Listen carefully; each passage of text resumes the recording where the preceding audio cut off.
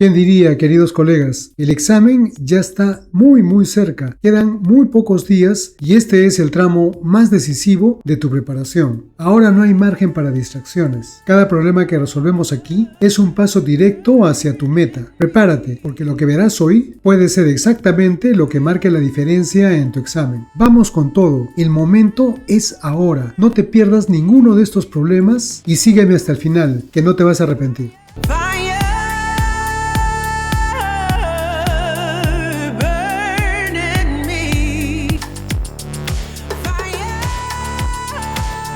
Bien, colegas, no nos sintamos nerviosos porque van a salir bien, no se preocupen. El propósito de este problema es evaluar la capacidad para diseñar una estrategia pedagógica que conecte el concepto general de productos notables, como el binomio al cuadrado o una representación geométrica y manipulativa. Veamos qué es lo que nos dice el problema. El propósito de una docente es favorecer que los estudiantes comprendan los productos notables. Para esto, ella debe diseñar una actividad inicial. ¿Cuál de las siguientes acciones pedagógicas es más pertinente para lograr dicho propósito? La opción A, pedir que construyan las siguientes piezas de cartulina: una pieza cuadrada cuyo lado sea A, 4 piezas rectangulares de lados A y una unidad respectivamente, y 4 piezas cuadradas de una unidad de lado. Luego pedir que con estas piezas formen un cuadrado, para lo cual deben colocar las 4 piezas rectangulares alrededor de la pieza cuadrada del lado A y en las esquinas poner las piezas cuadradas del lado 1, y finalmente decir que la suma de las áreas de las 9 piezas utilizadas, A cuadrado más 4A más 4, es igual al resultado de A más 2 al cuadrado. En la opción B, explicar el proceso de resolución de un binomio al cuadrado, de modo que aprendan que el resultado se obtiene de elevar el primer término al cuadrado, sumar el doble del producto del primer término por el segundo y sumar el segundo término al cuadrado. Luego entregarles una ficha para que efectúen el cuadrado de los otros binomios. Y finalmente verificar si desarrollaron correctamente los binomios propuestos. En la opción C, entregar 4 piezas de cartulina, 2 de forma cuadrada, una del lado A y otra del lado B, y 2 piezas rectangulares de lados A y B unidades, respectivamente. Luego pedir que formen un cuadrado del lado A más B con las 4 piezas entregadas. Finalmente solicitar que expresen el área del cuadrado del lado A más B en función de la suma de las áreas de las 4 piezas entregadas. Aquí la docente busca la actividad inicial más pertinente para que sus estudiantes comprendan los productos notables, específicamente el binomio al cuadrado de la forma general. El problema presenta 3 opciones para que el estudiante elija la que mejor se ajuste a ese objetivo. Muy bien, el propósito de la docente es que los estudiantes comprendan la fórmula del binomio al cuadrado en su forma general, para que puedan aplicarla a cualquier par de números o expresiones, no solo a un caso específico. Una actividad inicial debe ser concreta, manipulativa y llevar al estudiante a descubrir el patrón por sí mismo. Analizando las alternativas, la opción A, pedir que construyan las siguientes piezas de cartulina: una pieza cuadrada cuyo lado sea A, 4 piezas rectangulares de lados A y una unidad respectivamente, y 4 piezas cuadradas de una unidad de lado. Luego pedir que con estas piezas formen un cuadrado, etcétera, etcétera. Esta actividad es visual y manipulativa, lo cual está muy bien, es muy bueno para una actividad inicial. Sin embargo, solo demuestra el caso particular de A más 2 al cuadrado. Esto puede llevar a los estudiantes a pensar que la regla solo se aplica cuando uno de los términos es un número fijo, limitando su comprensión de la forma general. No cumple con el propósito de la docente de enseñar el concepto en su forma más amplia. Por lo tanto, esta opción la dejamos de lado. En la opción B, explicar el proceso de resolución de un binomio al cuadrado, de modo que aprendan el resultado, etcétera, etcétera. Este es un enfoque puramente expositivo y memorístico. No se centra en la comprensión conceptual ni permite que los estudiantes descubran la fórmula por sí mismos. Esta estrategia es menos efectiva en una etapa inicial y va en contra del enfoque constructivista que promueve el aprendizaje por el descubrimiento. Por lo tanto, no sirve. Y la opción C, entregar 4 piezas de cartulina, 2 de forma cuadrada, una del lado A y otra del lado B, etcétera, etcétera. Esta es la alternativa más adecuada y completa para el objetivo de la docente. Proporciona las piezas correctas para que el estudiante construya visualmente el cuadrado del lado A más B. Al hacerlo, el estudiante puede ver por sí mismo el área total, es decir, A más B al cuadrado, es igual a la suma de las áreas de las piezas individuales y así llegar a la solución que es lo que desea maestra. Esta actividad permite la exploración del concepto con dos variables genéricas, lo que fomenta una comprensión más profunda general de la propiedad. Por lo tanto, la opción C es lo que estamos buscando. Bien, colegas, el terror de los estudiantes, ¿verdad?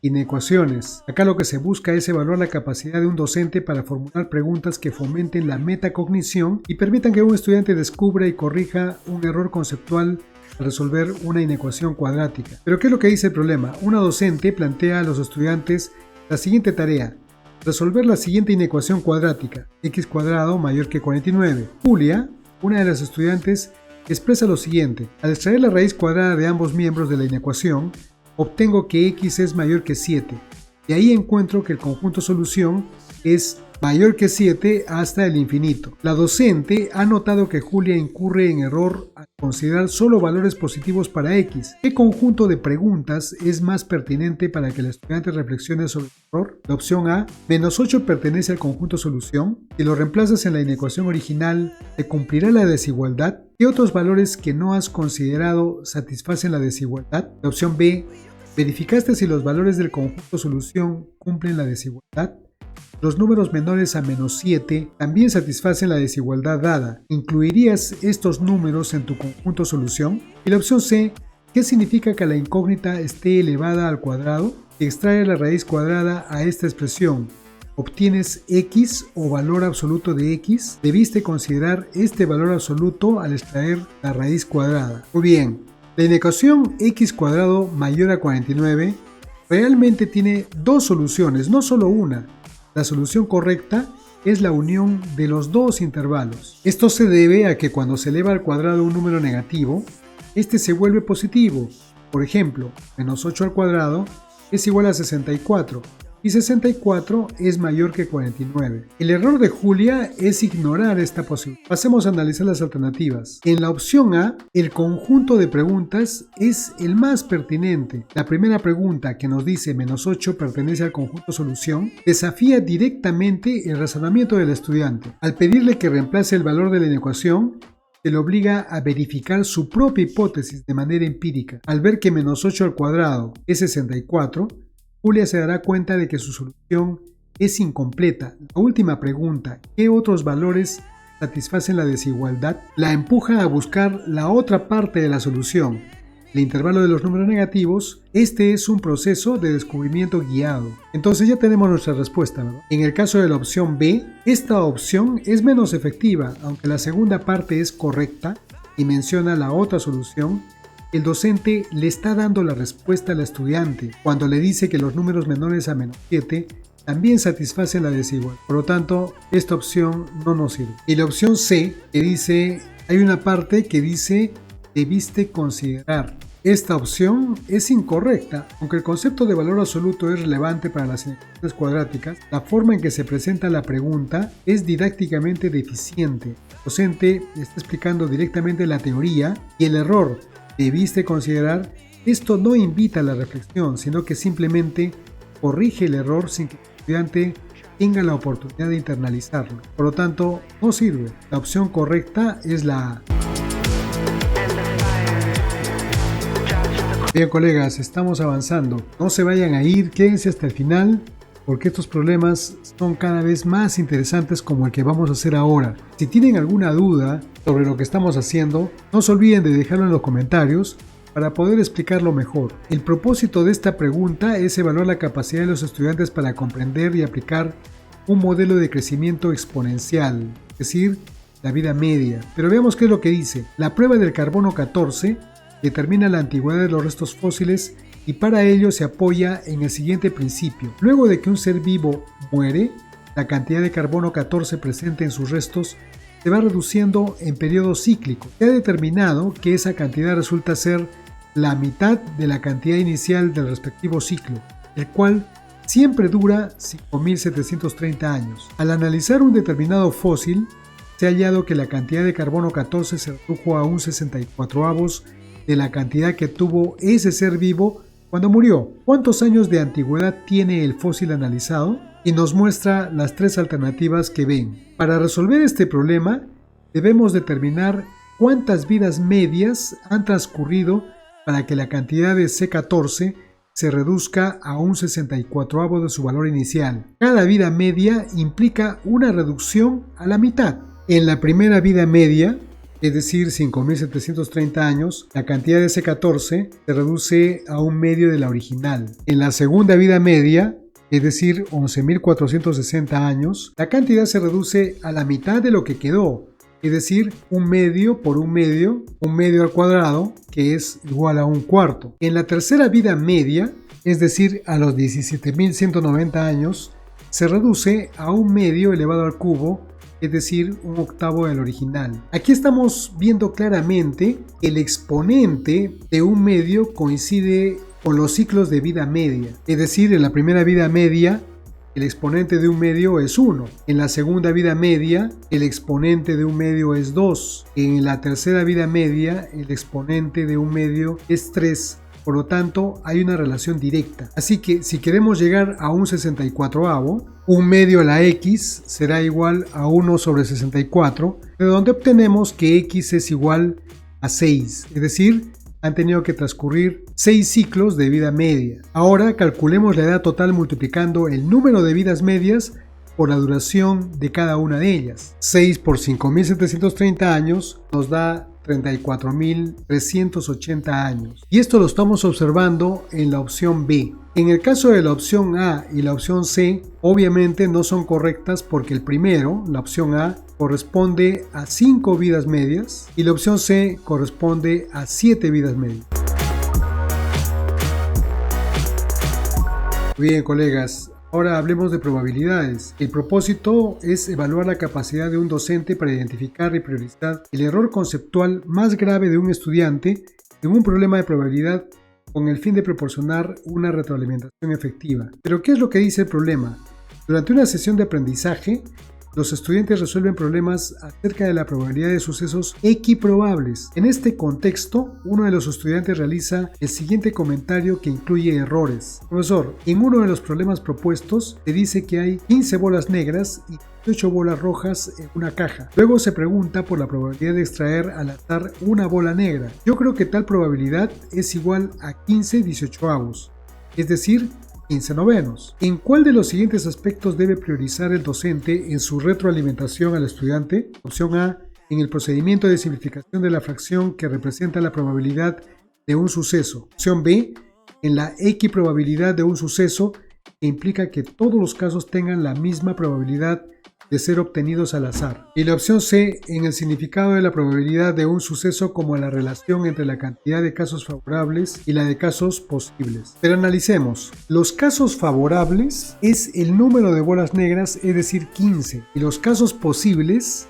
es el número total de bolas que existen en la caja. El estudiante usa 18, que es el número de bolas rojas, cuando el número correcto es de 33. Debió sumarse todas las bolas que hay en la caja. Por lo tanto, la probabilidad correcta sería la siguiente. El estudiante cometió un error conceptual al confundir el número de casos posibles con el número de bolas rojas. Analicemos las alternativas. Opción A, que nos dice que en el procedimiento de simplificación de la fracción que representa la probabilidad de un suceso, aquí el estudiante simplifica la fracción 15/18avos 5 novenos, dividiendo el numerador por 3 y el denominador por 2. Este procedimiento de simplificación es matemáticamente incorrecto. El problema no está en cómo simplificó la fracción, tampoco, sino en la fracción inicial que utilizó. Si el docente se centra en este aspecto, estaría corrigiendo un error que no existe, desviando la atención del problema conceptual real. Por lo tanto, esta opción no nos sirve. La opción B, en la equiprobabilidad de un suceso que implica que todos los casos tengan la misma probabilidad de ser obtenidos al azar. Aquí la equiprobabilidad, que cada bola tiene la misma probabilidad de ser elegida, es un supuesto subyacente en el problema, pero el estudiante no lo cuestiona. Su error no está en la falta de comprensión de la equiprobabilidad, sino en cómo aplica el concepto de probabilidad. El estudiante asume que las bolas son equiprobables al elegir al azar, pero no usa la cantidad total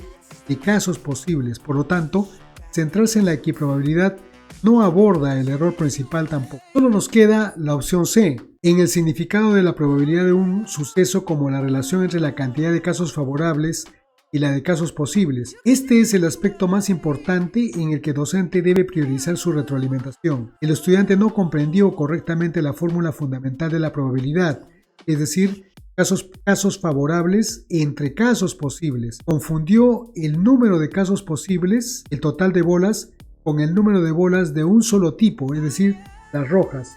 La retroalimentación del docente debe centrarse en este concepto central de la probabilidad. Por lo tanto, la respuesta correcta es la C. Muy bien, colegas. El propósito de este problema es evaluar la capacidad de un docente para dar retroalimentación. ¿Pero qué es lo que dice? Durante la resolución de un problema, un estudiante desarrolló correctamente gran parte de este. Sin embargo, erró en la última parte, la cual se muestra a continuación. Para retroalimentar al estudiante, el docente le dijo: has procedido correctamente en tus pasos anteriores. Además, en la última parte, noto que expresaste una fracción algebraica como la diferencia de otros. ¿Qué propiedad aplicaste? ¿Cómo verificarías que tu igualdad es correcta? ¿Por qué la retroalimentación del docente es pertinente para que la estudiante reflexione sobre su error? La opción A, porque promueve que el estudiante identifique la propiedad empleada y compruebe su validez. La opción B, porque permite explorar los conocimientos del estudiante en relación con las expresiones algebraicas. Y la opción C, porque valora lo que ha logrado el estudiante antes del error mostrado en la última parte de su procedimiento. Muy bien, colegas, antes de decir cuál es la respuesta, primero analicemos cuál ha sido el error del estudiante en esta última línea. Claramente observamos que el estudiante no simplifica correctamente la expresión. La retroalimentación del docente no le dice al estudiante cuál es el error, sino que la guía a descubrirlo por sí misma. El docente le pide que reflexione sobre la propiedad que usó y sobre cómo podría verificar su propio resultado. En esa expresión estamos observando que el estudiante invierte la metodología para poder separar una fracción en dos, lo cual no es correcto. Analicemos las alternativas. La opción A, porque promueve que el estudiante identifique la propiedad empleada y compruebe su validez. Esta afirmación es claramente la correcta. La retroalimentación del docente se enfoca en el porqué de la operación al preguntar: ¿qué propiedad aplicaste? El docente obliga al estudiante a pensar en el concepto detrás de su procedimiento. Luego, al preguntar ¿cómo verificarías que tu igualdad es correcta?, la guía a un proceso de autoevaluación, lo que le permitirá darse cuenta de que la propiedad no fue aplicada correctamente. Este enfoque fomenta la reflexión y el aprendizaje significativo. La opción B, porque permite explorar los conocimientos del estudiante en relación con las expresiones algebraicas. Esta afirmación es demasiado general. Si bien la retroalimentación explora el conocimiento del estudiante, no explica por qué es pertinente para corregir el error. La pertinencia radica en el hecho de que la pregunta está diseñada para que el estudiante identifique y corrija su error específico por sí mismo, no solo para explorar su conocimiento en general. Por lo tanto, no nos sirve. Y la opción C, porque valora lo que ha logrado la estudiante antes del error mostrado en la última parte de su procedimiento. Bueno, ¿qué les puedo decir? Tampoco es correcta. Aunque el docente comienza diciendo que el estudiante ha procedido correctamente en los pasos anteriores, esto no es un preámbulo para la retroalimentación. El propósito de la pregunta no es valorar su trabajo, sino guiarla a reflexionar sobre su error en la última parte. Por lo tanto, tampoco sirve esta afirmación. La respuesta correcta es la A.